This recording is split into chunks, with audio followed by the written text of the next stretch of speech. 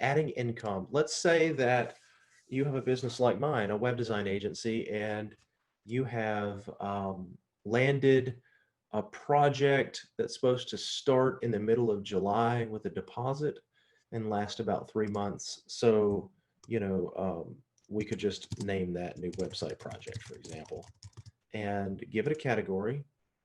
Now, in a web design business, you might have three categories of projects or income. You might have project income like this. You could also have, retainer income. And so you could create retainer.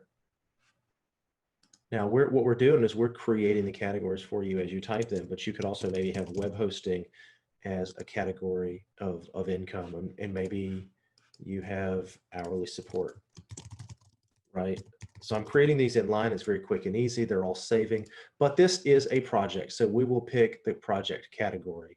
This is project income. And let's say that the project is a nice size project that's $45,000. You're going to get a $15,000 deposit in the middle of July. You expect a $15,000 milestone payment in the middle of August. And then let's say that at the end of August, you expect the balance due. So this isn't quite a 3-month project, like I said, but you'll know when you're going to get paid, and you can just add income. Now we're done. We've added $45,000 of money coming your way starting July 15th, August 15th, and August 30th. Now you can add an expense.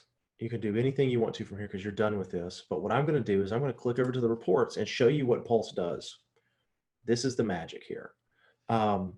Starting in July, you made $15,000, and in August, you made $30,000 because that's when the payments were due. Not when you send the invoice, but when the payments are due. And so this blue line you can see is your cash on hand, which starts at 0. And then, at the beginning of August, you get $15,000. And at the beginning of September, you get $45,000. But that's